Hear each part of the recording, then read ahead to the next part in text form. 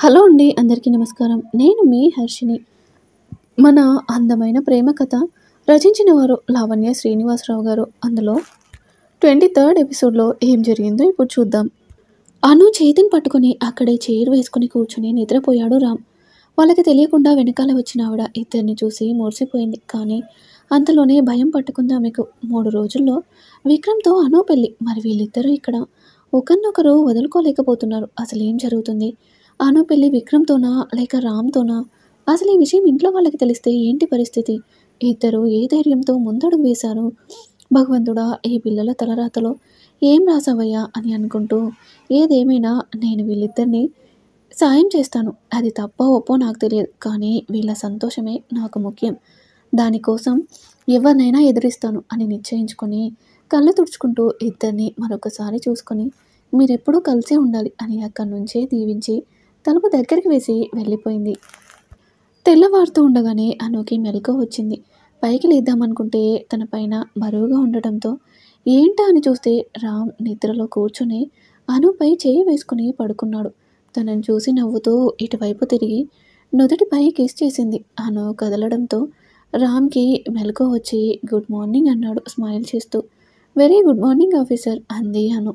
పైకి లేచి ఒళ్ళు విరుచుకుంటూ ఉండగా అను తన చేయి పట్టుకొని పక్కన కూర్చోబెట్టి సారీ అండి రాత్రి మిమ్మల్ని ఇబ్బంది పెట్టాను కదా అంది. నువ్వు నన్ను ఇబ్బంది పెట్టడమా? అసలు అలాంటిది ఏమైనా ఉంటుందా అన్నాడు. అది కాదండి, నైట్ మొద్దులా నిద్రపోయాను. అందుకేగా మీరు నన్ను ఎత్తుకుని తీసుకురావాల్సి వచ్చింది. అసలు అంత మత్తుగా ఎలా పడుకున్నానో నాకే తెలియదు. ఓహో అదా, అదేమీ ఇబ్బందే కాదు. ఇంకా నాకు చాలా హ్యాపీగా ఉంది. కావాలంటే నా బంగారాన్ని లైఫ్ లాంగ్ అలా మోస్తూనే ఉండమన్నా సరే నేను ఉండగలను తెలుసా అన్నాడు. ఆ మాటలకి మైమరిచిపోయి రామ్ బుగ్గలు పట్టుకొని బంగారం నేను కాదు సార్, తమరు ఎన్ని పూజలు చేస్తే ఇంత బంగారం లాంటి మొగుడు దొరుకుతాడు చెప్పండి అంటూ తలని అటు ఇటు ఊపుతుంది. ఆ అను వదులు, బుగ్గలు నొప్పి పుడుతున్నాయి అని తన చేతులు తీసి చూసేసరికి తెల్లని బుగ్గలు ఎర్రగా కందిపోయి ఉంటాయి. వాటిని చూసి అను చూడు ఎలా అయ్యాయో అన్నాడు ఇన్నోసెంట్ ఫేస్ పెట్టుకొని. తనని అలా చూస్తే అనుకి రామ్ ఇంకా ముద్దుగా అనిపించి సరే అయితే వాటి నొప్పిని పోగొట్టేనా అంది. ఎలా పోగొడతావు అన్నాడు. ఇదిగో ఇలా అంటూ తీయటి ముద్దులు ఇచ్చింది. అను అలా చేస్తుందని ఊహించని రామ్ షాక్ అయ్యి నాను నువ్వేనా అంటాడు. నేనే, ఏమైందండి అంది నవ్వుతూ. అను ఏంటి ఈ చేంజ్? నేను ముట్టుకుంటూనే ముడుచుకుపోయేదానివి, కానీ ఇప్పుడు ఇలా అడగకుండానే నాకు వరాలు ఇచ్చేస్తున్నావు. ఈ మార్పునకు కారణం ఏంటి ప్రియురాలా అన్నాడు తన 2 చేతులను అను భుజాలపై వేసి. ఓ నా ప్రాణనాథ, ఇదంతా తమరి ప్రేమ మహిమ అని రామ్ని హత్తుకొని మీరు పైకి మామూలుగా ఉన్న లోపల ఎంత పెయిన్ అనుభవిస్తున్నారో నాకు నిన్నే తెలిసిందండి. అందుకే మీరు నా దగ్గర పొందే ఆనందాలను నేను మీకు మిస్ అవ్వనివ్వను. ఏదైనా సరే మీరు హ్యాపీగా ఉండటమే నాకు కావాలి. దానికోసం ఏమైనా చేస్తానండి అని తనలో తానే అనుకుంది. రామ్ కూడా అనుని హత్తుకుని ఇద్దరు అన్నీ మర్చిపోయి ఆ క్షణాలను పూర్తిగా ఆస్వాదిస్తున్నారు. కింద అందరూ ఒక్కొక్కరు ఒక్కో పని చేయడం స్టార్ట్ చేశారు. పెళ్ళికి పసుపు రాట వేయడానికి ఏర్పాట్లు చేస్తున్నారు. అంజల్ని పని అయిపోతే వెళ్ళి అనుని లేపి తొందరగా తయారవ్వమని చెప్పు అంది భ్రమరాంబ. సరే పిన్ని అని అంజలి వెళ్తుంటే ఆగంజు, అనుని నేను రెడీ చేసి తీసుకొస్తాను అంది అనసూయ. వదిన గారు మీరెందుకు, అంజలి వెళ్తుందిలేండి, మనకి చాలా పనులున్నాయి కదా అంది రాజేశ్వరి. ఇక్కడ అన్నీ చేసేసాను వదిన గారు, అయినా అంజలి వెళ్ళిందంటే వదిన మరదళ్ళిద్దరూ మాటలతోనే గడిపేస్తారు. అదే నేను వెళ్తే అనుని తొందరగా రెడీ చేసి తీసుకొస్తాను అంది. ఆ మాటకి నవ్వుతూ అదే నిజమే అక్కయ్య, మీరే వెళ్ళండి అంది భ్రమరాంబ. అను రామ్ని వదిలి ఏంటండి ఇది, మీ జుట్టు ఇలా ఉంది, రండి కూర్చోండి ఆయిల్ పెడతాను అంది. ఇప్పుడు ఇవన్నీ అవసరమా అను అన్నాడు రామ్. ఖచ్చితంగా అవసరమే ఆఫీసర్, పెళ్లిలో మా ఆయన అందంగా కనబడాలా వద్దా? లేదనుకో మీరు నా దగ్గర తగ్గిపోతారు, ఆలోచించుకోండి అంది నూనె తీసుకుంటూ. అచ్చా అవునా మేడం, అయితే సరే పెట్టుకోండి, మళ్ళీ రేపు పలానా పోలీస్ ఆఫీసర్ రామ్ గారి భార్య ఆయన కన్నా అందంగా ఉంటుంది అని అంటారు అందరూ అని నవ్వుకుంటూ కూర్చున్నాడు. అను తన జుట్టుకి నూనె రాస్తుంటే రామ్ ఊరికనే ఉంటాడా ఏంటి? అను చుట్టూ చేతులు వేసి టాప్ లోపలికి చేతులు పెట్టగానే ఆ ఆఫీసర్ అంటూ 2 అడుగులు వెనక్కి వేసింది. అరే ఏమైందను అన్నాడు ఏమీ ఎరగనట్టు ఫేస్ పెట్టుకొని. ఏమైందా? అసలేం చేస్తున్నారు మీరు? అంది చిరుకోపంగా. నేనేం చేశాను అను? జస్ట్ నీకు హెల్ప్ చేస్తున్నా అంతే అన్నాడు కన్ను గిడుతూ. హెల్పా? దీనిని ఏ ఊర్లో హెల్ప్ అంటారండి? కొంచెం చెప్పరు? మా ఊర్లో అంటారులే. కానీ రా తొందరగా వచ్చి ఆయిల్ పెట్టు. మధ్యలో వదిలేస్తే ఎలా? అన్నాడు. ఇదిగో ఇలాంటి వేషాలు మానేసి కుదురుగా కూర్చుంటేనే పెడతాను అంది వేలు చూపిస్తూ. వేషాలా? ఏం వేషాలను? అన్నాడు నవ్వు దాచుకుంటూ. ఆఫీసర్ ప్లీజ్ అంది క్యూట్గా బ్రతిమలాడుతూ. అను క్యూట్గా ఫేస్ చూసి నవ్వుతూ సరేలే ఏం చేయను కుదురుగా కూర్చుంటాను ఓకేనా అన్నాడు. అని వచ్చి మళ్ళీ ఆయిల్ పెడుతూ ఉండగా తలుపు తెరుచుకోవడంతో అను షాక్ అయ్యి అలానే ఉండిపోయింది. అనసూయ కూడా ఎదురుగా చూసి అక్కడే ఉండిపోయింది. తనుజ కూడా అందరితో పాటు లేచి అన్ని పనులు హుషారుగా చేస్తుంది. ఇంకో 3 రోజుల్లో పెళ్ళి అనే ఆనందంలో నేల మీద నిలవడం లేదు. అంత ఆనందం ఎందుకబ్బా? ఏదో దాని పెళ్ళే అయినట్టు. ఈ పెళ్ళైపోతే ఇక రామ్‌కి తనకి ఎవ్వరూ అడ్డుండరు. రామ్ తనకే సొంతం అయిపోతాడు అని పగలే కలలు కనేస్తుంది. తనుజను చూసి అంజలి దగ్గరకొచ్చి ఏంటి తను అంత హ్యాపీగా ఉన్నావు అని అడిగింది. ఏం లేదు వదిన. నేను నాకు దక్కదని అనుకున్నది తిరిగి తిరిగి నాకే సొంతం కాబోతుంది. అందుకే ఇంత హ్యాపీగా ఉన్నాను అంది. అవునా? నిన్ను మరీ అంత సంతోషపెట్టిన విషయం ఏంటమ్మా? కొంచెం మాకు చెప్పు మేము ఆనందిస్తాము అంది అంజలి. తప్పకుండా వదిన. అయినా నీకు చెప్పకుండా ఎలా ఉంటాను? నువ్వేగా దగ్గరుండి చేయాల్సింది. కాకపోతే ఇప్పుడు కాదు అంది. ఇప్పుడు కాదా? మరి ఇంకెప్పుడు చెప్తావు? అని అంజలి అంటే ఇంకో 3 డేస్ వెయిట్ చేయి వదిన. నీకే కాదు అందరికీ తెలుస్తుంది అంది. ఓహ్! అవునా? సరేలేమ్మా. నువ్వే దాచుకో. అందరితో పాటు నేను తెలుసుకుంటాను. అయినా నువ్వు హ్యాపీ అయితే అదేదో మంచి విషయమే అంది అంజలి. అది విని వాట్ వదినా ఏమన్నావు? అంది తను. తనేమందో గుర్తు తెచ్చుకొని నాలుక ఖర్చుకుంది అంజలి. అదేనమ్మా ఏదో మంచి విషయమే అంటున్నా అని కవర్ చేసింది. ఓహ్! అవునా? నాకు వేరేలా వినిపించిందిలే. అందుకే అడిగా అని అంది తనుజ. అవునా? నేను మంచనే అన్నానే అంది అంజలి. తను నమ్మేట్టుగా. బహుశా నేనే పొరపాటున వినుంటానులే వదినా. వదిలే అని అనేలోగా తన ఫోన్ రింగ్ అవ్వడంతో మాట్లాడి వస్తానని వెళ్ళింది తనుజ. భ్రమరాంబ అన్నీ చేస్తూనే తనుజను ఒక కంట కనిపెడుతూ ఉంది. అంజలితో మాట్లాడుతున్న తనుజ ఫోన్ రింగ్ అవ్వడంతో స్క్రీన్ పైన కనపడే పేరు చూసుకుని ఇప్పుడే వస్తానని పక్కకు వెళ్ళింది. భ్రమరాంబ తన వెనకాలే చప్పుడు చేయకుండా ఎవరితో మాట్లాడుతుందా అని ఆ పక్కనే ఉండి వింటుంది. తనుజ చుట్టూ చూసి ఎవరూ లేరని నిర్ధారించుకొని లిఫ్ట్ చేసి ఆ విక్కీ అంది హుషారుగా.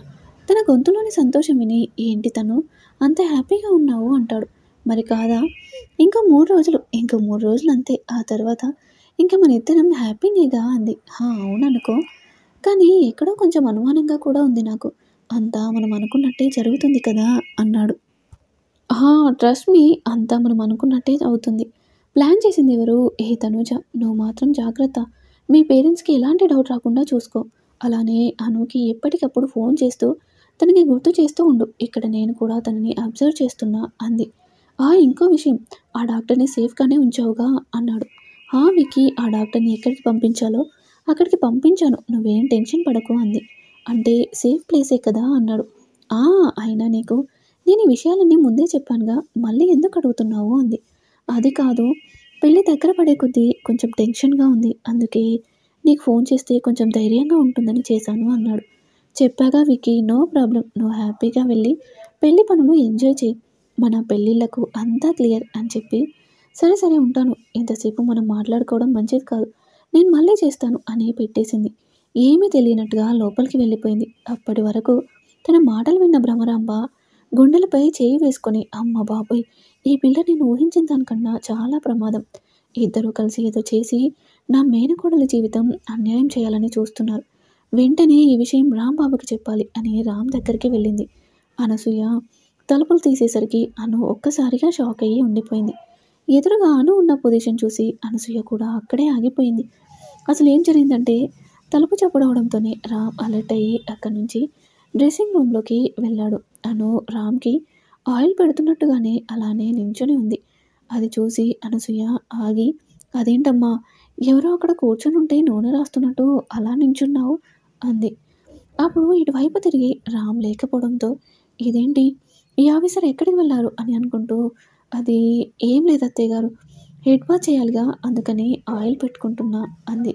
ఆ మాటకి అనసూయ నవ్వుతూ తన వంక చూస్తుంటే ఇదేంటిది అత్తయ్య గారు నవ్వుతున్నారు, నేనేమి జోక్ చెప్పాను అనుకుంటుంది. అను ఎక్స్ప్రెషన్స్కి మీనింగ్ అర్థమై నువ్వు జోక్ చెప్పలేదు కానీ అబద్ధం చెప్పడం కూడా రాదా అంది. అబద్ధమా? నేనేం చెప్పాను అత్తయ్య గారు అంది.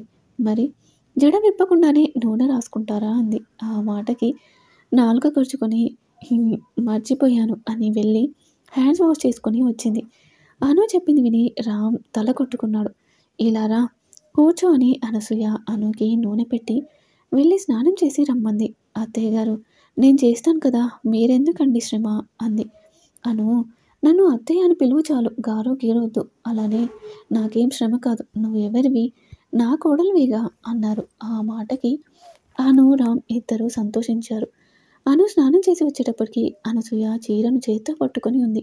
అత్తయ్య ఏంటి చీర తీశారు అంది. నీకోసమే అను, నువ్వేంటి ఈరోజు కూడా డ్రెస్ వేసుకున్నావు, దా చక్కగా చీర కడతాను అంది. అత్తయ్య అది చీర కంఫర్ట్గా ఉంటుందని అంది చిన్నగా. నిజమేనన్నట్టు కంఫర్ట్గానే ఉంటుంది, కానీ పెళ్ళి కాబోయే అమ్మాయికి, పెళ్ళైన ఆడవాళ్ళకి చీర కట్టే అందం, అందులో ఉండే ఆ గౌరవమే వేరు. దా నేను కడతాను అంది. అత్తయ్య అది నేను కట్టుకుంటానివ్వండి అని తీసుకుంది. తను సిగ్గుపడుతుందని అర్థమై సరే నేను బయట ఉంటాను, నువ్వు కట్టుకొని పిలువు, రెడీ చేస్తా అంది. అయ్యో అక్కర్లేదు అత్తయ్య, మీరు ఇక్కడే కూర్చోండి, నేను డ్రెస్సింగ్ రూమ్లో కట్టుకొని వస్తాను అని వెళ్ళింది. డోర్ వేసుకుని డ్రెస్ తీస్తుంటే రామ్ వద్దు అని అరిచాడు. ఒక్కసారి అక్కడ రామ్ని చూసి గట్టిగా అరిచింది. రామ్ వెంటనే అను నోటిని మూసి నేనే అన్నాడు. దాంతో ఊపిరి పీల్చుకొని మీరా భయపెట్టేశారు కదా అని గుండెలపై చేయి వేసుకుంది. అను అరుపు విని డోర్ దగ్గరకు వచ్చి ఏమైందను అని అడిగింది అనసూయ కంగారుగా. డోర్ వేసుకుని డ్రెస్ తీస్తుంటే రామ్ వద్దు అని అరిచాడు. ఒక్కసారిగా అక్కడ రామ్ని చూసి ఆ అని అరిచింది. రామ్ వెంటనే అను అరుపు విని డోర్ దగ్గరకు వచ్చి ఏమైందను అని అడిగింది అనసూయ కంగారుగా. ఏవండి అత్తయ్య అంది. తెలుసు, అందుకే నేను బయటికి రాకుండా ఇక్కడే ఉన్నాను అన్నాడు. అను ఏంటమ్మా మాట్లాడవు అంది అనసూయ తలుపు తొడుతూ. ఆ అత్తయ్య ఏం లేదు, బల్లిని చూసి అరిచాను అంతే అంది. ఓ అంతేనా, ఏంటమ్మా నువ్వు బల్లికి కూడా భయమేనా అంది. ఏమో అత్తయ్య, నాకు చిన్నప్పటి నుంచి భయం అంది అను. అవునా, పోనీ నేను రానా అంది. వద్దులే అత్తయ్య, నేనే వస్తాను అంది. సరే తొందరగా రామ్మా, లేట్ అవుతుంది అంది. ఓకే అత్తయ్య అని రామ్ వైపు ఏడుపు ముఖంతో చూసింది. ఏంటలా చూస్తున్నావు, తొందరగా కట్టుకో, అవతల అమ్మ వెయిటింగ్ అన్నాడు నవ్వు ఆపుకుంటూ. ఎక్స్ట్రాలు చేయకండి, మీరుంటే ఎలా కట్టుకోను అంది. ఏమో నాకేం తెలుసు అన్నాడు అక్కడే ఉన్న చైర్లో కూర్చుంటూ. మిమ్మల్ని అంటూ కోపంగా చూసి అని రామ్ని నించోబెట్టి కళ్ళకు గంతలు కట్టి అటువైపు తిప్పింది. అను ఇది అన్యాయం అన్నాడు మూతి ముడుచుకుంటూ. ఏం కాదు, మీరు అలా ఉండండి, నేను రెడీ అవ్వాలి అని తన పని చేసుకుంటూ ఉంది. డ్రెస్ చేంజ్ చేసుకునేటప్పుడు అను చేతులకి ఉన్న గాజులు చేసే శబ్దంకి రామ్కి మధ్యలో కళ్ళగంతలు తీయాలని ఉన్నా చాలా కంట్రోల్ చేసుకున్నాడు. తన ఇబ్బందిని గమనించిన అను నెమ్మదిగా తన గల్లగంతలు విప్పి తన ఎదురుగా వెళ్ళి నించుంది. అనుని చూసి రామ్ నోటి మాట రాక అలానే ఉండిపోయాడు. భ్రమరాంబ కిందన రామ్ని వెతుకుతూ ఉంది, కానీ తనకి ఎక్కడా కనిపించకపోవడంతో బహుశా ఇంకా లేచుండడని అనుకుని మళ్ళీ తన పని చేస్తూనే తనూజని చూస్తుంది. ఇంతకు ముందు కన్నా ఫోన్ మాట్లాడిన తర్వాత మరింత హుషారుగా ఉన్న తనని చూసి భ్రమరాంబకు తన అనుమానం బలపడుతుంది. అసలు ఈ రాంబాబు ఎక్కడున్నాడు, ఎప్పటి నుంచి వెతుకుతున్నానో కనిపించడం లేదు అనుకుంది. అనుని చూసిన రామ్కి నోట మాట రాక అలానే ఉండిపోయాడు. కింద నుంచి తనని చూస్తూ ఒక్క క్షణం తనని తానే మైమరిచిపోయాడు. పింక్ సిల్వర్ కాంబినేషన్లో డిజైనర్ శారీలో దానికి తగ్గట్టుగా బుట్టలు పెట్టుకుని మెడలో సింపుల్గా చైన్ వేసుకొని ఒక చేతికి బ్యాంగిల్స్ వేసుకొని మరో చేతికి వాచ్ పెట్టుకుని హెయిర్ లూజ్గా వదిలేసి చక్కగా చిరునవ్వు నవ్వుతూ ఉంది. తనకు తెలియకుండానే అను చుట్టూ చేతులు వేసి హత్తుకున్నాడు. అను కూడా రామ్ని హత్తుకుని ఆఫీసర్ ఎలా ఉన్నాను, బాగున్నానా అంది. బాగున్నావా ఏంటి బంగారం, అదిరిపోయావు, నిజం చెప్పనా అన్నాడు. చెప్పండి, నేను ఇలా చూస్తూ ఎంత కంట్రోల్ చేసుకుంటున్నానో తెలుసా అని అంటూ అను నువ్వు కొంచెం బాగా తిను అన్నాడు. ఎందుకు అంది. ఎందుకేంటి, ఒకసారి నిన్ను నువ్వు చూసుకో, పట్టుకుంటే గుప్పడి కండ కూడా లేదు, ఇలా అయితే పెళ్ళయ్యాక నీకే కష్టం, ముందే చెప్తున్నా అన్నాడు. నాకేం కష్టం అండి అని అంటూనే రామ్ చెప్పింది అర్థమయ్యి నోటి మీద చేతులు వేసుకొని మీకు అసలు సిగ్గు లేదండి అంది. నిజమే, కావాలంటే చూడు, నువ్వు నా కళ్ళు మూసి బట్టలు మార్చుకున్నావు, కానీ నేనైతే నీ ముందే మార్చేసుకుంటాను అని షర్ట్ బటన్స్ ఓపెన్ చేయబోయాడు. అంతలో అను అతని చేయి పట్టుకొని ఆపి, బాబోయ్ మీరు అన్నంత పని చేస్తారు, నేను వెళ్తానని డోర్ తీస్తున్నా అను చేతిని పట్టుకుని ఇటువైపు తిప్పి డోర్కి ఆనించాడు. అప్పటికే 2 బటన్స్ తీసి ఉండడంతో అతని ఛాతీ భాగం కనిపిస్తుంది. అనుకోకుండా అను చూపు అక్కడ పడి తన చూపు తిప్పుకోలేకపోయింది. తనని గమనించిన రామ్ నవ్వుకుంటూ, ఓయ్ అంత దొంగచాటుగా ఏం చూడక్కర్లేదు, కావాలంటే షర్ట్ మొత్తం తీసేస్తా, నీకు కావాల్సినంతసేపు చూసుకో, నేనేమి నీలా మనసు లేని వాడిని కాదులే అన్నాడు అల్లరిగా. ఒక పక్క అనుతో మాట్లాడుతూనే కింద చేతితో అను నడుం మడతలను ప్రెస్ చేస్తూ ఉన్నాడు. అతను చేసే పనులకు అనుకి బుగ్గలు రెడ్ కలర్లోకి మారిపోయి వేడి సెగలు వచ్చేస్తున్నాయి. ఆఫీసర్ ప్లీజ్, కింద పూజ ఉంది అని ఒక్కొక్క మాటని చాలా కష్టంగా పలికింది. అనును చూస్తే అస్సలు వదలాలని లేకపోయినా పూజ అంటుందని 2 చేతులతో తన ఫేస్ని పట్టుకుని అతన్ని ప్రేమని ముద్దు రూపంలో అను తలపై పెట్టి పక్కకి ఉండి వెళ్ళమన్నాడు. రామ్ వదిలిన తన ఒంట్లో వేడి ఇంకా తగ్గలేదు అనుకి. బయటికి వచ్చిన అనుని చూసి, ఏంటమ్మా అక్కడే రెడీ అయిపోయావా, నేను నీకోసం ఇక్కడ వెయిట్ చేస్తుంటే అంది అనసూయ. అవునా, సారీ అత్తయ్య గారు అంది అను చిన్నబుచ్చుకుంటూ. అయ్యో మరేం పర్వాలేదమ్మా అని అన్నీ బాగున్నాయి, కానీ జడ కూడా వేసుకుంటేనే ఇంకా బాగుండేది అంది అనసూయ. అవునా అత్తయ్య గారు, సరే అయితే ఉండండి ఇప్పుడే వేసుకుంటాను అని దువ్వెన తీసుకుంది. నీకెందుకమ్మా, నేను వేస్తాను కదా, ఇలా రా అని డ్రెస్సింగ్ టేబుల్ ముందు ఉన్న స్టూల్పై కూర్చోబెట్టింది. అయ్యో వద్దత్తయ్య గారు, నేను వేసుకుంటాను కదా అని లేస్తుంటే, కూర్చో, ఇది మీ అత్తగారి ఆర్డర్ అంది కమాండింగ్గా. దెబ్బకి అను ఇంకో మాట మాట్లాడకుండా సైలెంట్గా కూర్చుంది. అనసూయ తనలో తనే నవ్వుకుంటూ అనుకి జడ వేస్తుంది. రామ్ కొద్దిగా డోర్ తెరిచి ఇద్దరిని చూసి హ్యాపీగా ఆ మూమెంట్స్ని తన ఫోన్లో బంధించాడు. జడ పూర్తి చేసి తనతో పాటు తెచ్చిన జాజీలను పెట్టి అద్దంలో నుంచి చూపిస్తూ, చూడు ఇప్పుడెంత ముద్దుగా ఉన్నావో, నా దిష్టే తగిలేలా ఉంది అని మెటికలు విరిచింది. ఆవిడ చేసిన పనికి అను సంతోషపడుతూ ఆమె పాదాలకు నమస్కరించింది. చల్లగా ఉండు తల్లి, ఆ భగవంతుడు నీ అన్ని కోరికలు నెరవేర్చి నువ్వు కోరుకున్న జీవితంలో సంతోషంగా ఉండు అని దీవించి తన కాటుకను తీసి అనుకి దిష్టి చుక్క పెట్టింది. సరే పదమ్మా, ఇప్పటికే చాలా ఆలస్యమైంది, అందరూ కింద మన కోసం ఎదురు చూస్తూ ఉంటారు అని అనుని తీసుకుని కిందకి వెళ్ళింది. వాళ్ళు వెళ్ళగానే రామ్ బయటికి వచ్చి బాల్కనీలో నుండి తన రూమ్లోకి వెళ్ళి ఫాస్ట్గా రెడీ అయి వచ్చాడు. ఎప్పటి నుండో అతని కోసం చూస్తున్న భ్రమరాంబ రామ్ కనిపించగానే, ఏంటి బాబు నువ్వు ఇంత లేట్గానా లేచేది, నీ కోసం ఎప్పటి నుండి వెయిట్ చేస్తున్నానో తెలుసా అంది. అవునా, క్షమించండి పిన్ని, తొందరగా మెలకువ రాలేదు అని. ఏమైంది, ఏదైనా ముఖ్యమైన విషయమా అన్నాడు. ముఖ్యమైనదా అని అంత నెమ్మదిగా అడుగుతావేంటి బాబు, చాలా ముఖ్యమైన విషయం అంది. అవునా, ఏంటి పిన్ని అన్నాడు. నువ్వు ఆ పిల్లని గమనిస్తూ ఉండమన్నావు కదా, నేను ఆ పనిలోనే ఉన్నాను. ఇంతకుముందే ఆ అమ్మాయి పక్కకు వెళ్ళి మాట్లాడింది పెళ్లి కొడుకుతో అంది. మాట్లాడిందా, మీరు విన్నారా పిన్ని అని అడిగాడు. ఆ బాబు నేను విన్నాను అంది. ఏం మాట్లాడింది పిన్ని, ఇంకో 3 రోజుల్లో వాళ్ళు అనుకున్నదే జరుగుతుందట, వాళ్ళ పెళ్ళికి ఎలాంటి ఆటంకం ఉండదు, మన ఇద్దరం హ్యాపీగా ఉండొచ్చు అని చెప్పి కన్నీళ్లు పెట్టుకుంది. అయ్యో పిన్ని, మీరెందుకు ఏడుస్తున్నారు అని అడిగాడు. ఆ తర్వాత ఏం జరిగిందనేది నెక్స్ట్ ఎపిసోడ్లో చూద్దాం.